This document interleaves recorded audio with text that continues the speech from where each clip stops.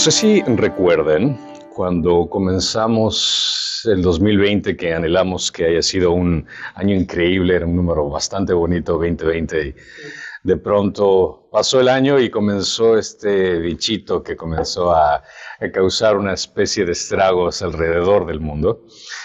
Y algo que sucedió después, más tardar en el año, fue el evento que promulgó una vacuna que desde el inicio la CDC que quería poner como la solución al problema. Y cuando analizamos a través de los noticieros y a través de las redes de comunicación, cómo al principio presentaron esta vacuna, en el hecho de, esta vacuna te va a evitar de que tengas la enfermedad. Después, más adelante, se presentó el hecho de que, bueno, esta vacuna no te va a evitar que tengas la enfermedad, pero no te va a dar tan fuerte. Después, más adelante, comenzaron a cambiar el tono de esta vacuna, en el punto de que, bueno, necesitas otra dosis. Bueno, no necesitas otra dosis más adelante, sino que necesitas inyectarte constantemente. Nosotros desde el inicio comenzamos por la situación de pánico, comenzamos a creer prácticamente todo lo que se nos dijo, comenzamos a asimilar toda esa información como verdadera y no cuestionamos en lo absoluto. ¿Por qué? Porque estábamos en una posición donde realmente queríamos una solución y se nos presentó esa solución. Y era la única fuente de información que teníamos. Y nos dejamos influenciar al punto que comenzó a crearse incluso divisiones, tanto en familias como en personas, el hecho de que si es que tú te vacunas, y si tú no te vacunas no te invito, y cosas por el estilo que se dieron bastante difícil, que crearon una tensión muy grande.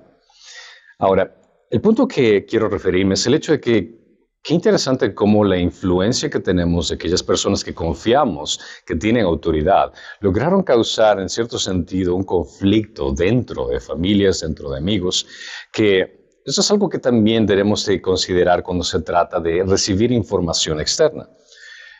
Cuando analizamos lo que estaba ocurriendo con Jesús y lidiando con estos líderes religiosos, al terminar la última manifestación de oposición de Jesús de parte de los fariseos y los saduceos, pidiendo una señal, ahora la situación se da el hecho de que les advierte a los discípulos que tengan cuidado de la información que reciben de aquellos que consideran como autoridad.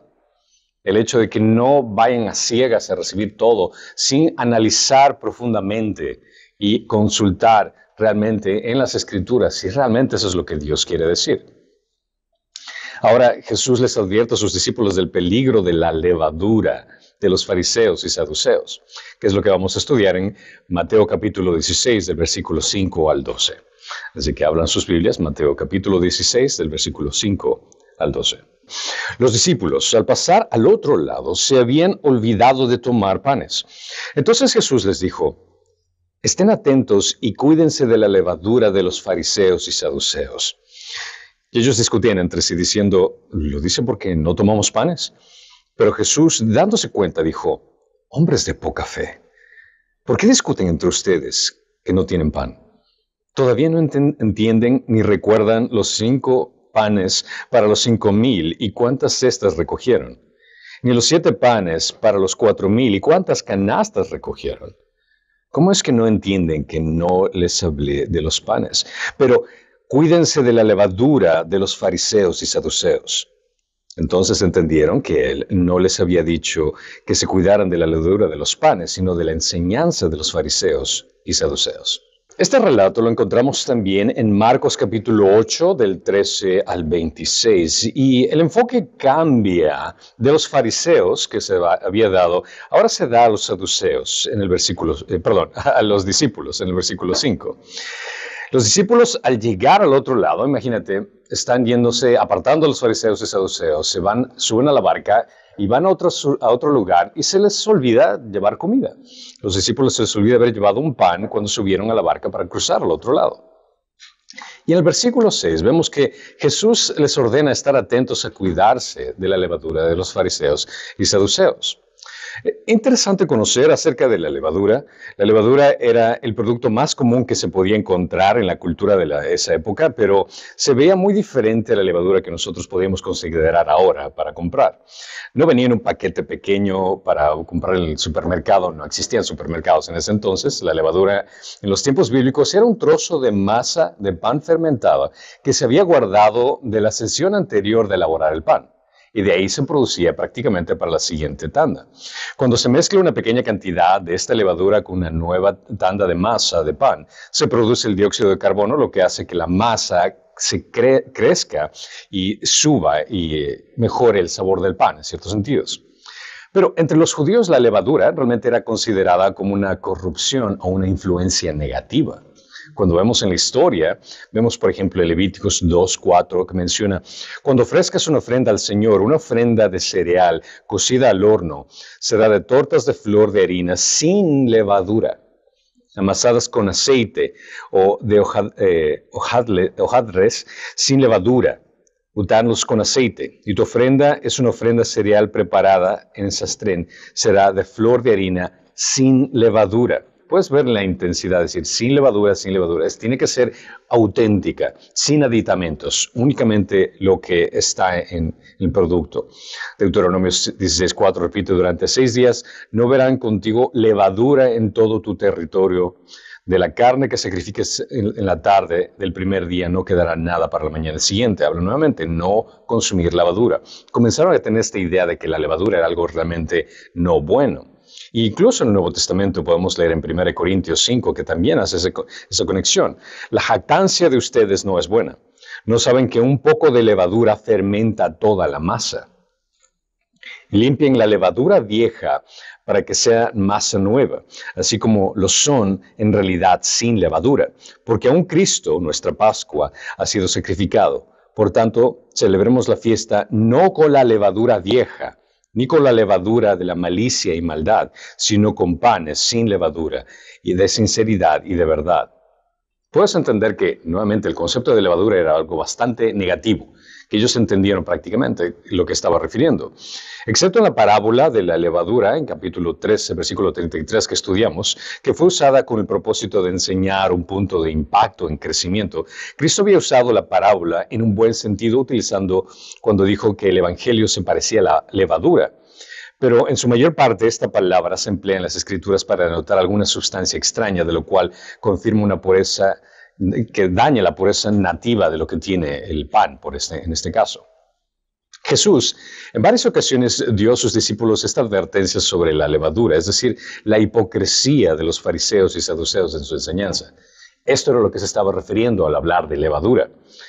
La guía espiritual del pueblo de Israel estaba entonces en manos de los escribas y sacerdotes, entre los cuales los fariseos ocupaban un rango muy alto. Ellos eran la única fuente de influencia y de conocimiento que tenían de Dios. Como Cristo encarga expresamente a sus seguidores que tengan cuidado con la doctrina de los líderes religiosos, se deduce que todos los que mezclan sus propias invenciones con la palabra de Dios o que promueven cualquier cosa que no le pertenece deben de ser rechazados, por más honorable que sea su rango. Sin importar la autoridad, sin importar el título que lleven, deben considerar que es importante lo que dice Jesús más de aquellas personas que eran considerados doctores. Lo cual, si te pones a entender en ese momento, si es que eres un seguidor de Jesús, está poniendo en reto todo lo que tú conocías, todo lo que tú habías crecido. Todas esas autoridades que estaban en tu presencia, que decías, bueno, él estudió, él era el teólogo, él era la persona que educó a mis abuelos, a mi padre. Y de pronto viene esta persona a enseñarme diciendo, ten cuidado con lo que enseñan ellos. Es realmente bastante difícil. O sea, no es una posición bastante fácil de aceptar. Pero lamentablemente los discípulos no entendieron esta analogía. Él les explicó de una forma como una parábola, por decirlo de esa forma, pero ellos no comprendieron. Del versículo 7 al 10 se muestra que ellos discuten diciendo que, bueno, no trajimos panes. Los discípulos no comprenden en absoluto lo que Jesús quiere decir cuando menciona esta levadura. Lo piensan mentalmente y mientras lo hacen dicen en voz baja, no tomamos panes. Eso tal vez es lo que Jesús está queriendo decir en mente. O sea, no dijo panes, dijo levadura, pero la levadura se utiliza en panes. Entonces, no trajimos panes. Los discípulos aparentemente están más preocupados de las cosas físicas que la idea espiritual que él quería presentar. Pues mientras Cristo consideraba el triste estado de los fariseos, los discípulos estaban irritados porque se habían olvidado de llevar pan consigo. Jesús, dándose cuenta, les dice a los hombres: ¿por qué tienen tan poca fe? Hombres de poca fe. ¿Por qué discuten que no tienen pan? Como diciendo, o sea, no está entendiendo lo que les estoy diciendo. Nótese cuán intenso es su disgusto. En ningún otro lugar aparece haberlos reprendido tanto. Hasta lo que hemos estudiado en su relación con ellos, nunca ha sido una conexión tan intensa con ellos al decirles: ustedes hombres de poca fe. Lo cual, imagínate que tu maestro te diga eso, aquel que has estado con tanto tiempo con él, y te reprenda de esa forma. Realmente duele.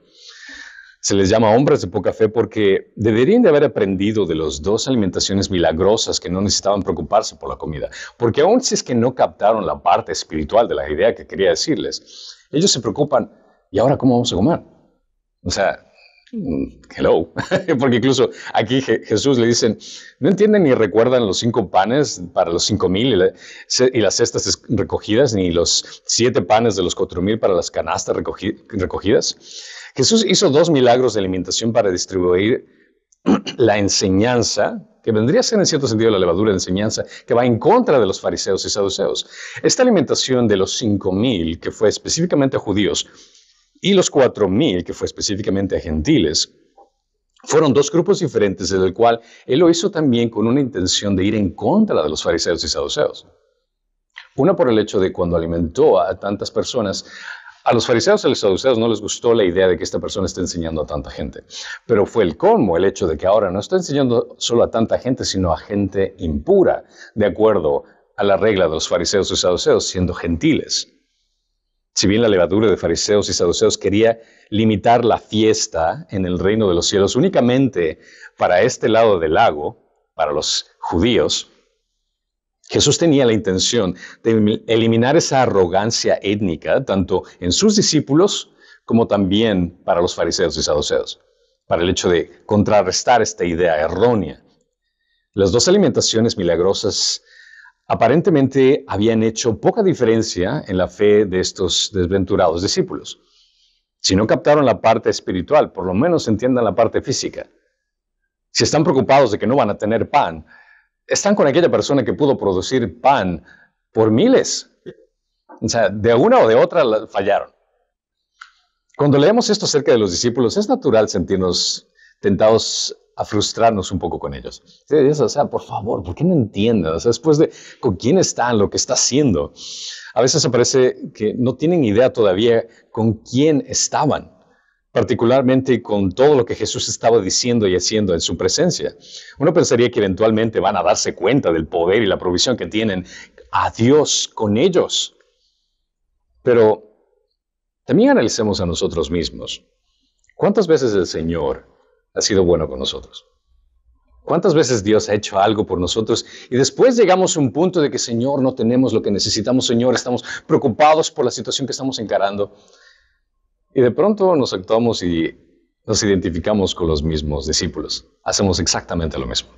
Dios ha sido fiel constantemente en nuestras vidas. Y las experiencias anteriores del poder y la bondad de Dios manifestadas para con nosotros deberían fortalecer nuestra fe en cuando nos encontramos en situaciones difíciles. Así que no te pongas a juzgar rápidamente a los discípulos, porque automáticamente es como ver un espejo cuando nosotros experimentamos también lo mismo.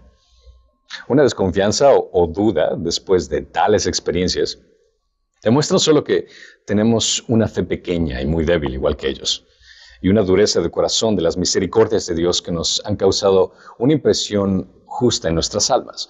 Tendemos a olvidar fácilmente.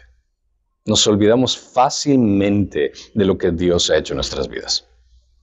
Cada vez que encontramos un conflicto nuevo, pensamos: esta es una situación que nunca había estado antes, Dios no creo que pueda solucionar este problema, la situación es más complicada, esto es imposible, las cosas que están a mi alrededor no se están solucionando. Y nos olvidamos de que estamos adorando a un Dios que es todopoderoso, que no existen imposibles para Él, que puede lidiar con cualquier situación de la forma más fácil.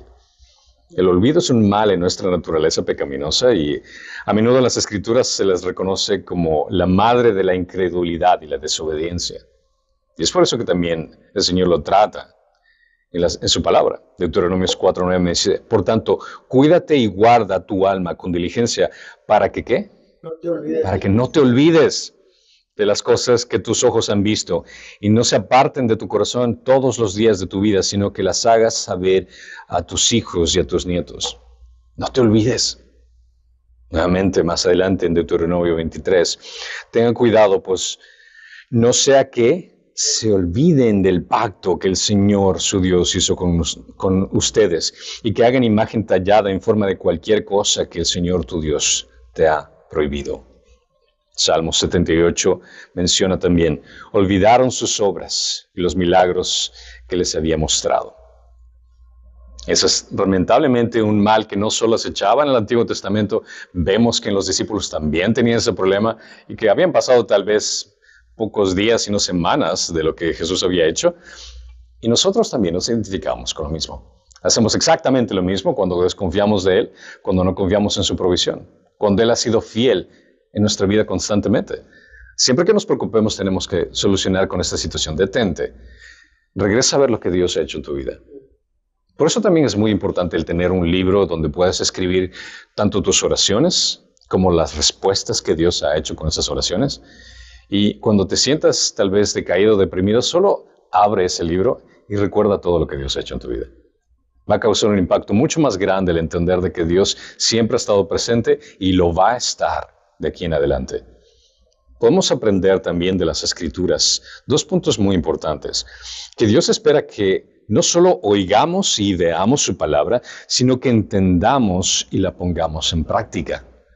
No se trata únicamente de leer las Escrituras y sí, Señor, tú eres Dios Todopoderoso, y cerrar el libro y vivir como que si no has leído absolutamente nada. Se trata del hecho de que puedas entender lo que dice, quién es Dios, qué es lo que Él dice que somos en Él y lo que promete nuestras vidas en transformarla. Y segundo, que no solo debemos escucharlo por el momento presente, sino continuamente por el resto de nuestras vidas. Y esa es la razón por la cual venimos acá cada domingo. Y esa es la razón por la cual leemos la Biblia constantemente. ¿Por qué? Porque tendemos a olvidar fácilmente. Nos olvidamos de la fidelidad de Dios. Nos olvidamos de lo que Dios ha hecho en nuestras vidas. Nos olvidamos de su promesa. Y es por eso que necesitamos renovar nuestra mente constantemente. El hecho de que te apartes de leer la palabra de Dios, el hecho de que te apartes para tratar de hacer tus cosas y ocuparte en otras cosas, te hace desconectar y te desnutre espiritualmente. No puedes esperar el hecho de tal vez pasar toda una semana sin comer y solo esperar que vengas el domingo para que puedas ser alimentado. Imagínate si eso fuera físicamente. ¿Cómo aguantarías si solo comes una vez a la semana? Te desmayas, o sea, no soportarías. Sobre todo aquellos que tienen un trabajo intenso y duro. De la misma forma, espiritualmente, ¿cómo pretendes lidiar con las dificultades de la vida cuando las dificultades y la batalla espiritual son duras y solo comer una vez a la semana? Ese lapso de olvido de los discípulos les costó un regaño de parte de Jesús y les reprime en versículo 11. Dice, ¿cómo no entienden que no les hablé de panes? Si los oponentes de Jesús eran activos en su incredulidad, como vimos en los previos versículos del 1 al 4, sus discípulos eran pasivos en su incredulidad. Mientras que los fariseos y saduceos intencionalmente no querían creer en él, los discípulos, por su pasividad, así como que, ¿qué está pasando? ¿De qué estás enseñando? ¿De qué se trata lo que está aquí? ¿Quién eres tú? Prácticamente. A diferencia de los fariseos, los discípulos de Jesús se quedaron con él y presenciaron los milagros de los panes. Sin embargo, todavía no lograban comprender tanto su poder como su mensaje. Pasaron con él en varios milagros. Incluso ellos fueron enviados a hacer milagros. Y aún así, les faltó entender la profundidad de con quién estaban y qué era el mensaje que él tenía. La incredulidad pasiva de los discípulos sugiere que la amenaza de la levadura farisaica estaba más cercana de ellos de lo que ellos habían imaginado. O tal vez ellos ni siquiera habían considerado el problema tan grave de la influencia negativa de estos líderes religiosos. Es evidente que los discípulos tardaron en comprender las enseñanzas de Jesús, como se evidencia en este intercambio de los versículos 5 al 12. Y claramente dice, cuídense, después les aclara, cuídense de la levadura de los fariseos y saduceos. Para aclararlos e iluminarnos de una manera todavía simbólica, que no estaba hablando del pan literal, sino de la levadura como representación de la enseñanza y la influencia de estos religiosos. Los líderes religiosos en ese entonces eran guías ciegos que extraviaban a Israel sin ningún discernimiento de los tiempos. Los maestros de teología, los que supuestamente debían reconocer al Mesías en primer lugar, donde el pueblo de Israel diría, bueno, si es que el Mesías viene, ellos serían los que van a identificarlo. ¿Por qué? Porque ellos han estudiado las Escrituras, ellos conocen el Antiguo Testamento, confiaríamos en lo que ellos digan, pero ellos eran ciegos. Y te puedes imaginar entonces la condición de Israel. No entendían el discernimiento de los tiempos, se habían perdido lo que estaba pasando enfrente de ellos, perdieron al Mesías que estaba en sus narices.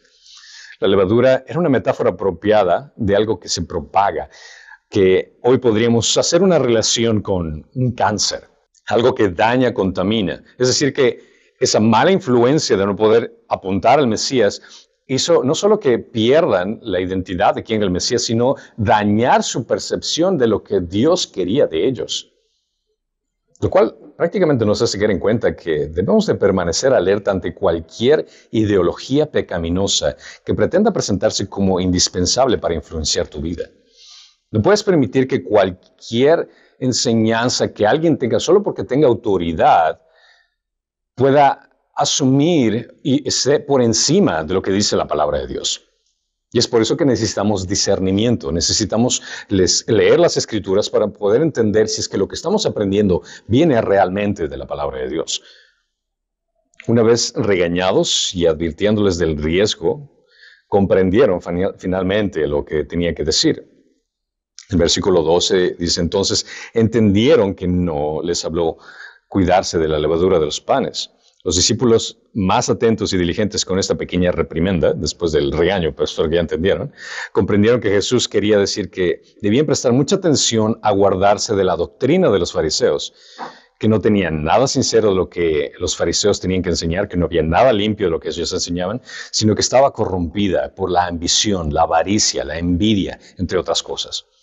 Porque estos religiosos lo que veían es el hecho de que estamos viendo a este maestro que viene y está acarreando con miles de personas. Lamentablemente, su egocentrismo, su ambición, les llenó el corazón de envidia y los cegó completamente de la realidad de con quien estaba.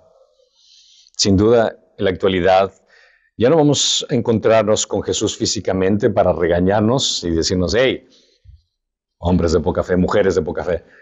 No vamos a tener a Jesús que nos diga directamente que estás equivocado, no entiendes. Pero tenemos el Espíritu de Dios que nos puede ayudar a entender. El Espíritu de Dios que Él dejó para nosotros, esa persona de la Trinidad que nos también redarguye por dentro, que nos hace caer en cuenta cuando estamos haciendo algo mal. Inmediatamente el Espíritu te hace caer en cuenta, no está bien lo que estás haciendo. Y no te deja tranquilo y no te deja en paz. Claro ejemplo que recuerdo es el hecho de una vez que estábamos en casa, estaba saliendo una junta o algo por el estilo, y estaba saliendo tarde y mi esposa me dice, por favor saca la basura porque pasa el tarro de basura. Y yo estaba molesto, estoy apuro, voy a salir tarde. Y me acuerdo que tomé el tarro de basura, se regañadiente, me fui, cerré la puerta y le puse afuera y me fui enojado. Y ella se dio cuenta. No pasó ni una cuadra, inmediatamente el Espíritu Santo dice, es la forma que tienes que tratar a tu esposa. Así como que llamé por teléfono. Lo siento. No era la forma que debería haberte tratado. Lo siento. Lo cual es un sentimiento que choca a uno, porque a uno no le gusta que lo regañen. Pero por nuestra naturaleza pecaminosa necesitamos que el Espíritu nos regañe, que nos redarguya, que nos haga caer en cuenta de cuál es la verdad. Esto es una promesa que Jesús incluso había dicho, dice, pero el Consolador, el Espíritu Santo, a quien el Padre enviará en mi nombre, Él les enseñará todas las cosas y les recordará todo lo que he dicho.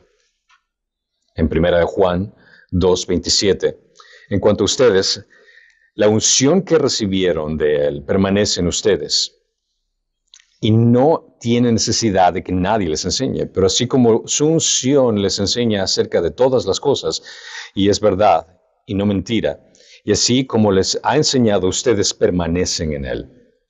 Recuerda que el Espíritu Santo tiene un poder más fuerte en el sentido de que te redarguye cuando está conectado con su palabra. Mientras más lees la palabra de Dios, más te das cuenta quién es Él.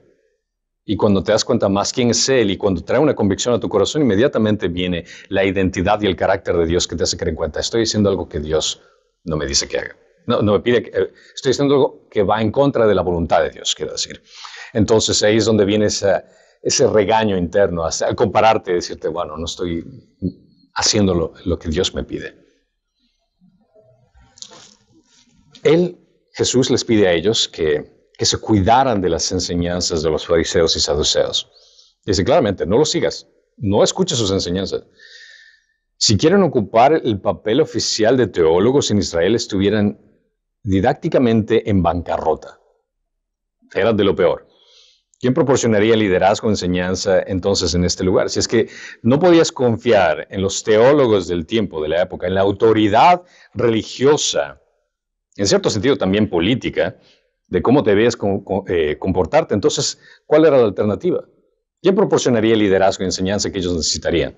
Y por supuesto, la respuesta estaba enfrente de sus narices. Dios mismo. Hoy no contamos con fariseos o saduceos, en el sentido de líderes religiosos autoritarios que nos influencien en reglas humanas, con la única fuente de interpretación que podrían absorber de las Escrituras, bueno, a menos de que pertenezcas a la religión romana, que son los únicos que tienen la autoridad para poder interpretar supuestamente las Escrituras, y lo único que tú haces es depender de lo que ellos te digan. Lo que lamentablemente recuerdo cuando estaba en esa religión es el hecho de que nunca me fomentaron a leer la Biblia. ¿Por qué? Porque tampoco me interesaba. Cuando incluso iba a misa y leía un pasaje, yo no tenía por qué abrir la Biblia. Es más, no recuerdo haber visto a alguien lleve la Biblia en una misa. Es prácticamente el papelito que nos daban en la entrada y eso es todo. Pero nunca tenía esa motivación de querer leerla por mi propia cuenta. Considera esto, que al experimentar Dios, es decir, al conocerlo directamente por medio de su palabra, te vas a dar cuenta de que muchas de las cosas que tú habías aprendido antes, que alguien te había dicho, estaban equivocadas. Siempre que me topo con alguien y le explico, mira, no te digo que vengas a mi iglesia, no te pido que leas este libro que te doy, no te pido incluso que creas con la elocuencia que te estoy explicando el Evangelio. Lo único que te pido es que leas tu propia Biblia. La misma Biblia que tú tienes en casa. No importa si es que es la Biblia católica que tú tienes que te han regalado, esa misma Biblia, léela. Solo léela en orden. Y te vas a dar cuenta que todo lo que te he enseñado es completamente diferente a lo que dice la palabra de Dios. Por el hecho de que los fariseos y saduceos enseñaban algo diferente, encontramos eso lamentablemente en la religión romana, que enseñan que tienes que hacer obras para ganarte el cielo. Que tienes que hacer cosas por tu propia cuenta, actos religiosos para ganarte el cielo, cuando la palabra de Dios claramente menciona que es por gracia que somos salvos por medio de la fe, no por obras, para que nadie se gloríe. Nosotros, gracias a Dios, tenemos acceso a la palabra de Dios para guiarnos por medio de la verdad y comprobar si lo que aprendemos está alineado con las Escrituras. Y es por eso que es muy importante que traigan sus Biblias para que incluso lo que estoy enseñando es exactamente lo que estamos aprendiendo en común. El hecho de que ustedes puedan regresar a casa y continuar leyendo. Y eso es lo que me encanta acerca de enseñar de forma expositorial. El hecho de que cuando yo lo aprendí de esta forma, es versículo por versículo, capítulo por capítulo, yo recuerdo que al leerlo y aprender de esta forma, quería llegar a casa y quería encontrar cuál es el siguiente capítulo, qué es lo que va a pasar. Quiero entender más, quiero entender el contexto, quiero entender qué es lo que dice el libro entero, qué es lo que dicen los versículos que van en el siguiente capítulo, el siguiente libro, y así poder entender todo lo que dice. Y esa es la bendición del hecho de que nosotros tenemos la palabra de Dios para no dejarnos influenciar negativamente. Ahora, los fariseos y saduceos eran personas que solo tenían la autoridad para poder entregar la palabra de Dios a la gente. Ahora nosotros tenemos, gracias a Dios, la autoridad de la palabra de Dios al alcance de nuestra mano. No necesitamos de unas personas extras que digan que solo ellos tienen la autoridad para interpretarlo. La única forma que puedes entender la palabra de Dios es pidiéndole ayuda al autor. Y lo único que tienes que hacer es, Espíritu Santo, ayúdame a entender qué es lo que dice tu palabra. Quiero conocer más de Cristo. Quiero glorificar tu nombre, Señor. Solo pide ayuda al autor y él te va a ayudar. Pero consideramos que en ese entonces ellos tenían la autoridad de influenciar el pensamiento de muchas personas, pero hoy tenemos diferentes también tipos de ideologías que pueden engañarnos en diferentes sentidos. Si hablamos, por ejemplo, acerca de falsos maestros en doctrinas erróneas, las falsas doctrinas es cualquier idea que añade, quita, contradice o anula la doctrina dada por la palabra de Dios. Cualquier enseñanza que vaya en contra de la naturaleza divina de Jesús, esto podría ser una influencia negativa. Hay varias religiones, varias sectas que incluso hacen este tipo de enseñanza, que dan información que va en contra de la deidad de Dios. Descreditan quién es Jesús como Dios. La idea también que hay muchos caminos para llegar a Dios, que se disfrazan con el tema de tolerancia o evangelios de prosperidad. El hecho de declarar, de arrebatar cosas que son doctrinas que pueden influenciar a la gente a un tipo de conocimiento que, a final de cuentas, o doctrina que los va a tergiversar en su comportamiento o incluso en su perspectiva de quién es Dios. De verlo como un Santa Claus cósmico, que solo puedes pedir lo que tú quieras y Él te lo va a dar. Que todo se trata de que tu mejor vida sea hoy, nada más, sin pensar en la eternidad. O el hecho de que si es que no hablas en lenguas, no eres una persona salva.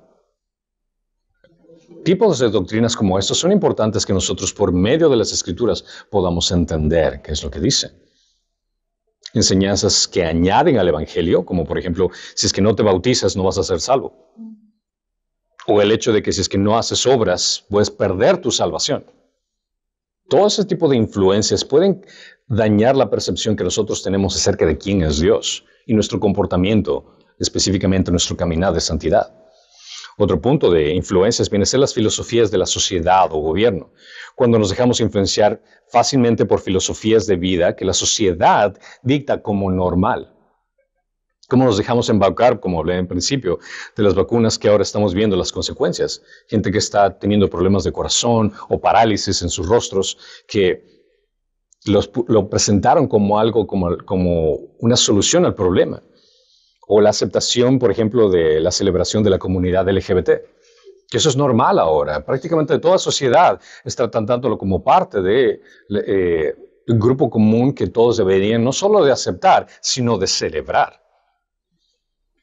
Educación en escuelas públicas también que nos ha solido engañar paulatinamente desde el inicio, tergiversando el núcleo familiar.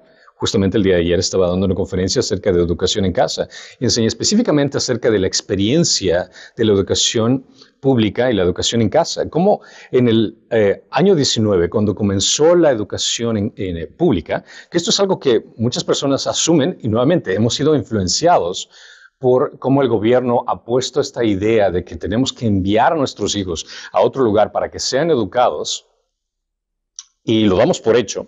Pensamos que eso es normal. Esto es una idea, una filosofía que ha sido influenciada por tiempo.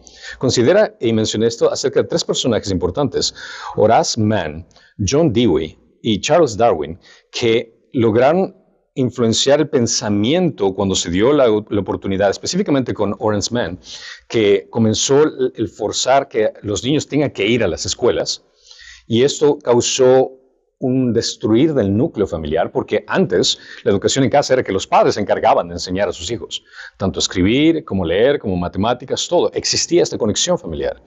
Pero cuando los niños se fueron de la casa, esa autoridad se le entregó a alguien más. Y esa autoridad que se entregó a alguien más, logró que ese alguien más, esa otra autoridad, pueda influenciar la mentalidad de generaciones, hasta el punto de que Dios ya no es importante, hasta el punto de que el humanismo es prácticamente la religión de la sociedad. La evolución reemplaza prácticamente el origen, y todo ha sido de una forma paulatina en la cual nos ha logrado engañar y ahora alguien más tiene control de nuestros hijos.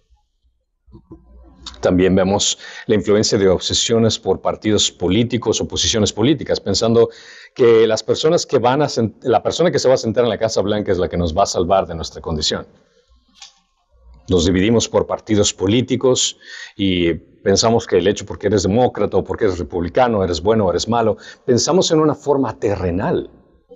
Y esa es una influencia de filosofía del mundo. Ahora, no digo que esté mal el hecho que votes, no digo que esté mal el hecho que seas un ciudadano responsable, pero no hagas de la política tu idolatría. De la misma forma, los medios de comunicación, tanto noticias como medios sociales, dictando cómo debemos de pensar o sentir. Si recuerdan, en el año 2020 hubo la muerte desafortunada de este personaje George Floyd, que realmente revolucionó la historia. Y el movimiento de Black Lives Matter, que prácticamente causaron tanto controversia incluso dentro de la iglesia. Lo triste del caso es que yo recuerdo muchos pastores que eran conocidos míos que prácticamente se aferraron tanto a este movimiento humanista, a este movimiento creado por el mundo, que dividieron incluso gente en la iglesia. Ahora mi pregunta para ti es, ¿por qué necesitas una perspectiva mundana cuando en las Escrituras claramente tenemos lo que necesitamos? No necesitamos una bandera del mundo. Tenemos la palabra de Dios para declarar que incluso el racismo es un pecado. Tan simple como esto. No existen razas. Solo existe una, la raza humana que Dios ha creado. Y es por eso que la idea de dividir de razas, eso es un pecado. Yo no necesito una bandera del mundo que me ayude a decir que eso está mal. O destruir incluso personas cancelándolas porque hacen algo que van en contra de la moral del mundo. Es muy fácil ahora destruir la reputación de alguien, tal vez solo por una mentira. Y lo triste del caso es que nosotros, por ver en redes sociales, comenzamos a creer que eso es realidad. Sin cuestionar, sin analizar, sin detenerme a pensar el hecho de que hay dos lados en una moneda y yo solo estoy viendo una. Ay, bueno, voy a aceptarle, voy a pensar, bueno, todo el mundo lo están poniendo en todas partes, debe ser cierto. Pero estamos perdiendo el criterio de poder analizar cuál es la verdad y buscar la verdad. O peor aún, dejar que tomamos el teléfono y pasamos, es la 1 de la tarde y comienza a 3 de la tarde y sigo haciendo lo mismo. Nos consume, nos influencia la forma de pensar. También encontramos fuentes de entretenimiento. Las películas que ves y el entretenimiento que buscas para relajarte también puede ser una influencia negativa.